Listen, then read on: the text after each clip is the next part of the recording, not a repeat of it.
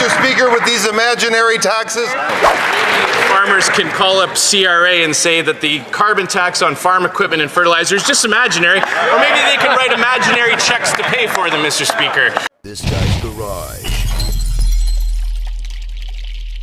Like and subscribe. Oral questions, questions orales. The honourable member for Regina Capel.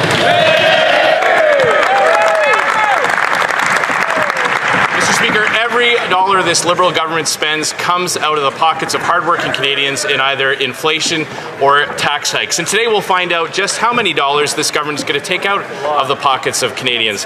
There is going to be one difference today. After today, every tax rate, every piece of red tape, every rule, regulation, and every bit of wasteful spending will be exactly how this Prime Minister wants it. Conservatives have been clear. We will not support a costly budget that makes life more expensive for Canadians. So instead of asking Canadians to pay more for a big bloated bureaucracy, why not bring in an affordable budget that lowers prices for everyone? The Honourable Government House Leader. Thank you, Mr. Speaker. Then it's a great day for the official opposition because we are going to have an affordable budget. We are going to have an historic budget that creates opportunity for young people and Canadians from coast to coast to coast, building this country, making sure that government works for people, invests in their communities. And Mr. Speaker, we look forward to having the Conservatives support this great budget. The honourable member for Regina Capel.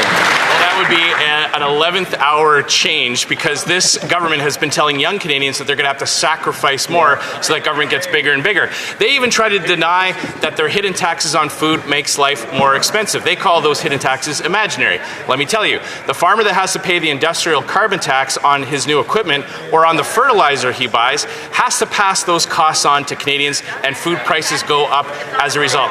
He doesn't have the option to not pay the industrial carbon tax on farm equipment and fertilizer. So a concrete measure to help bring prices down would be to scrap the industrial carbon tax. Will they do that today? The Honourable Government House Leader. Here we go again, Mr. Speaker, with these imaginary taxes. There is no tax on food. There will never be a tax on groceries. And great news for the opposition, today's budget won't have any of these imaginary taxes in them either. What this budget will have are historic investments in young people, in building this country, in building communities, and in making this country stronger, Mr. Speaker. The honourable member for Regina Capel.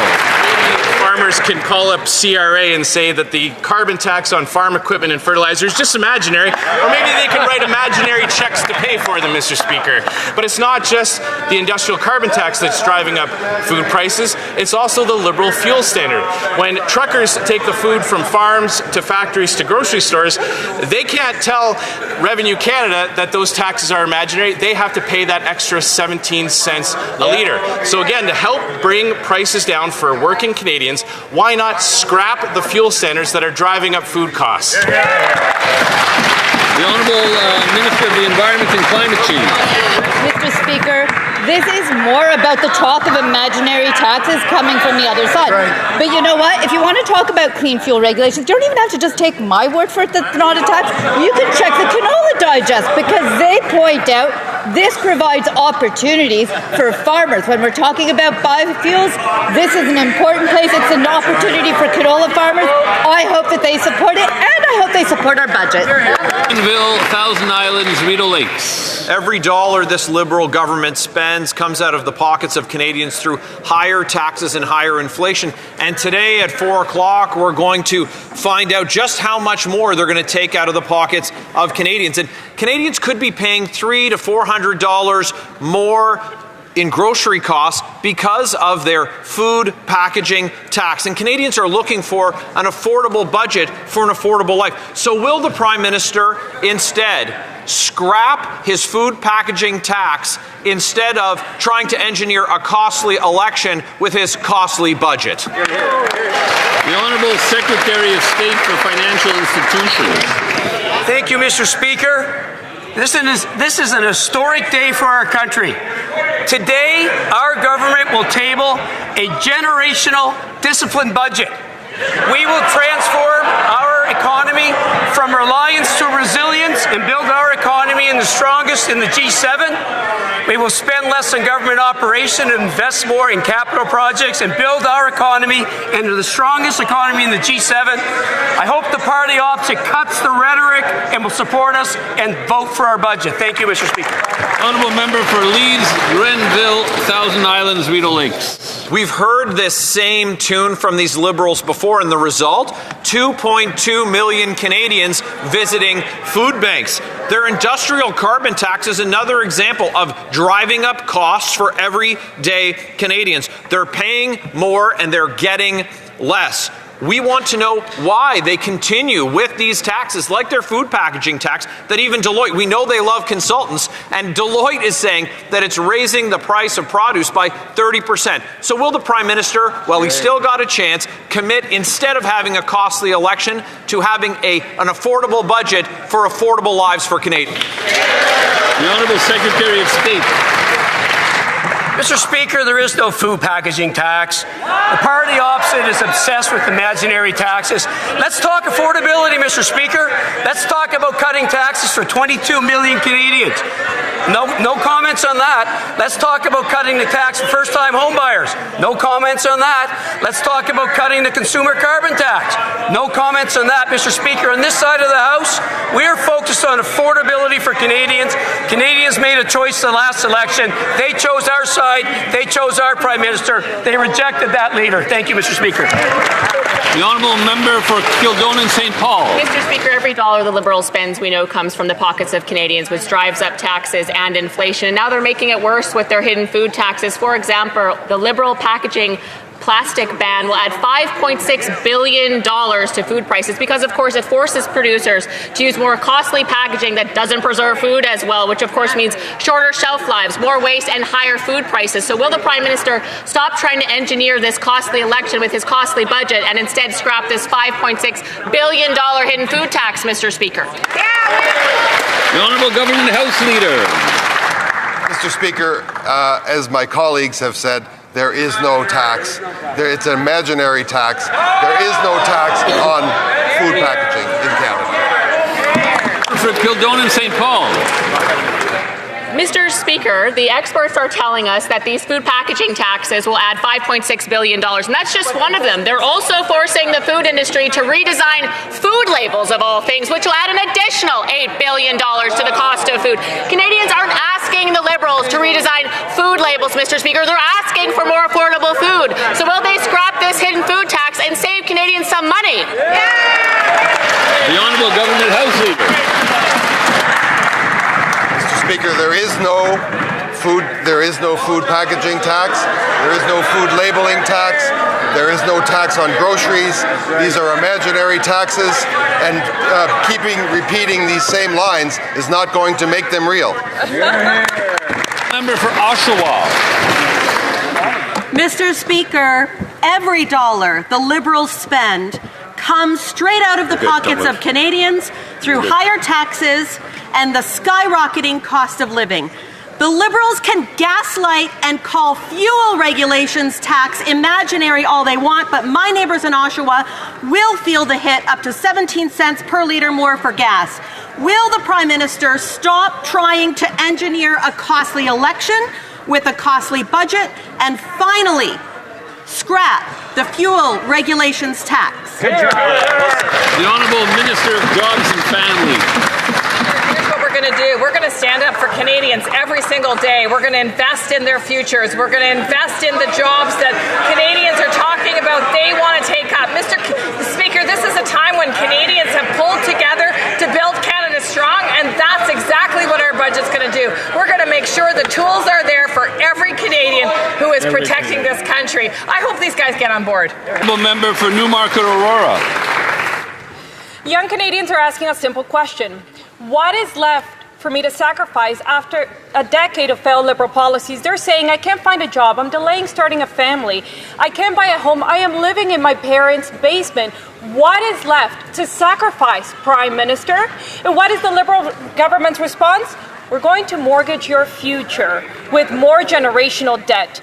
Will the Prime Minister stop breaking his promises, rein in his reckless spending, and finally deliver an affordable budget that gives young Canadians a fighting chance at an affordable life? The The Honourable Secretary of State for Children and Youth. Thank you, Mr. Speaker. Today's budget will deliver historic investments to build Canada strong. This means strong families and strong communities from coast to coast to coast. Investments that will create good quality jobs and careers for young Canadians, that will build infrastructure, that will put more affordable homes within reach for young Canadians, and protect the supports that help families to get ahead. Your new government is putting forward a budget to build, protect, and empower Canadians and Canada, and I hope the members opposite will join us and support the budget. Honourable Member for Newmarket Aurora. They have been saying those same words for over a decade, but life has only gotten harder. They call it an investment, but it's not. It is a mortgage on our youth's future. A 19-year-old girl from Halifax was on national news saying she can't afford groceries, she can't find work. That is the reality behind their so-called investments. Youth unemployment is at 15%, not because young people have given up, but because this Liberal government has given up on them. So will the Prime Minister stop asking young Canadians to sacrifice even more and deliver an affordable budget for an affordable life? The Honourable Minister for Housing and Infrastructure. Thank you, Mr. Speaker. To the member opposite, this government is taking action to make life more affordable for young Canadians. We are delivering on housing. You look across the country right now, average rents are down, mortgage rates are down, home prices are going down. That's benefiting young Canadians, and we're not stopping there, Mr. Speaker. We are doubling up on housing for young Canadians, making sure the first-time home buyers tax benefits up to $50,000, and we're going to deliver with Build Canada Homes, Mr. Speaker. The Honourable Member for Richmond Hill South. This Liberal Prime Minister told young Canadians that they must make some sacrifices. Well, they've already had to sacrifice good-paying jobs and the dream of home ownership, and they've already paid the price as food costs keep going up. Liberal inflationary deficits throw fuel on the fire. A 19-year-old girl from Halifax said it best on national news. Quote, "Food insecurity is not good. Finding a job is even harder. Youth unemployment is now approaching 15%, the highest rate since 2010, coming out of the Great Recession. Will the Liberals stop asking young Canadians to make more sacrifices, finally keep their promises, so young Canadians can have an affordable budget for an affordable home?" The Honourable Secretary of State for Labour. I've traveled across this country, I've met with union leaders, I've met with workers, and they're excited about our plan to build big and build bold, build infrastructure project, build Canada Homes, because of the opportunities it creates. Opportunities to bring in high school students, opportunities to bring in apprentices, opportunities to invest in the next generation of skilled workers. Mr. Speaker, if the Conservatives want an affordable budget for an affordable life, they have the opportunity to vote for one today. Will they join us? Honourable Member for Richmond Hill South.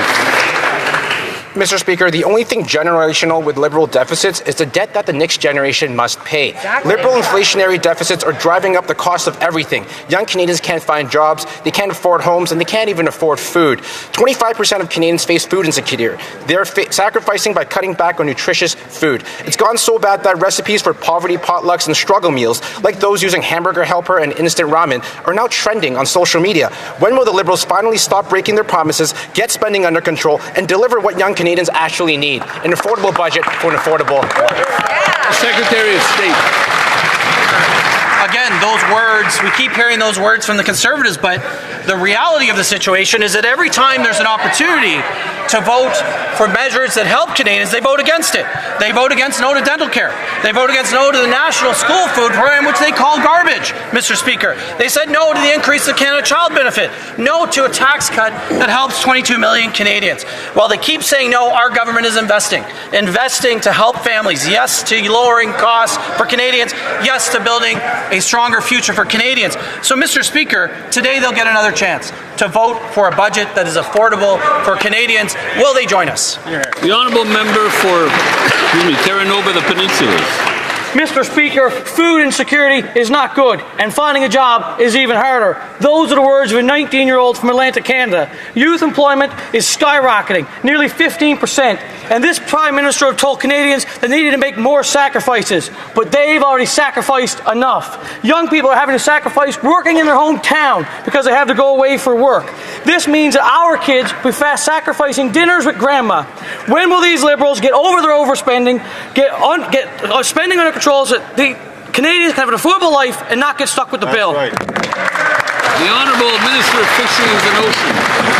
Mr. Speaker, I'm so proud to be able to stand today in reference to the opposition member from Newfoundland and Labrador and talk about the measures that we are putting in place for young workers to train in construction, welders, the work that we need to build Canada strong, happening in our province. I was so proud to make that announcement last week. That's just one of the many measures, not to mention the programs for children and families. I really hope this member votes for the budget. Honourable Member for Foothills. Food inflation is up another 4% because of the Liberals' hidden industrial carbon tax and tax on food packaging. Now, the Liberals will like to say that these are just imaginary taxes, but experts at the Agriculture Committee yesterday confirmed not only are these taxes not imaginary, they are in fact driving up the price of groceries. And I want to quote Dr. Sylvain Charlebois, who said wholesale food prices have increased, and one of the factors driving this is the carbon tax. And so we are very concerned, and we expect food inflation to be a problem moving forward. So will the Prime Minister stop his inflationary budget and scrap his taxes on food so Canadians can afford to feed themselves? The Honourable Minister of the Environment. Mr. Speaker, once again, there is no tax on plastic food packaging. They can keep saying it if they want, but it doesn't make it true. Exist. But you know what is true? We are going to be tabling a budget today. It's going to support Canadians. It's an important, big moment for our country as we build our country and we build it well. I hope that the Conservatives will support us. The Honourable Member for Foothills. Well, imaginary things like Deloitte and Dr. Sylvain Charlebois have already confirmed what Canadians know. These are not imaginary taxes. They are struggling to pay these taxes every single day at the grocery store. The food professor said as a result of the industrial carbon tax and taxes on food packaging, Canada is the only G7 country where food inflation has increased for 4 straight months. And it's only going to get worse, which is scary when we have 2.2 million Canadians forced to use a food bank. Will the Prime Minister scrap his taxes on food so Canadians can afford to feed themselves? Honourable Government House Leader. Mr. Speaker, once again, these are imaginary taxes. They do not exist. There is no tax on food packaging. He can cite all of the imaginary people that he wants to cite. There are no taxes on food packaging. And good news, this budget won't include any either. The Honourable Member for Oxford. Mr. Speaker, every dollar this Liberal government spends comes straight from the pockets of hard-working Canadians. More government deficits mean higher taxes and more inflation, jacking up the cost of living already. Canadians are struggling. Nicole, a single mom from Oxford, works 2 jobs, 70 hours a week, barely sees her kids, and still can't make ends meet. These stories from like Nicole and others are now becoming the norm thanks to Liberal deficits. So instead of trying to cause a costly election on their costly budget, why won't they table an affordable budget for an affordable life? The Honourable Minister for Indigenous Services. Mr. Speaker, I want to highlight today that the opposition can offer Nicole and those single parent households the support of a future that is based in today's budget that will be presented. My colleagues today have the chance to protect those very futures that they speak about, including those young Indigenous children, the fastest growing population who need us and depend on the programs that we have put in place. Canadians chose a Prime Minister with a vision that they trust. We hope the opposition will prioritize protecting Canadians' budgets that they need in this critical time. We know that we all... The Honourable Member for Oxford. Canadians have seen this nightmare before. Empty Liberal promises can't feed empty stomachs.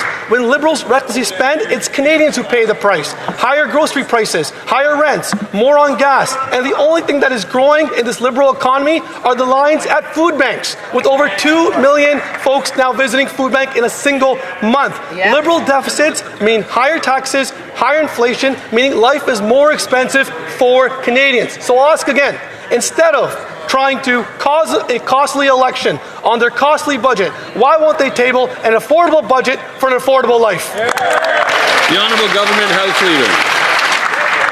Well, once again with the imaginary taxes, Mr. Speaker, but I'll tell you something that isn't imaginary, because I get to be the House Leader and actually see things that aren't imaginary.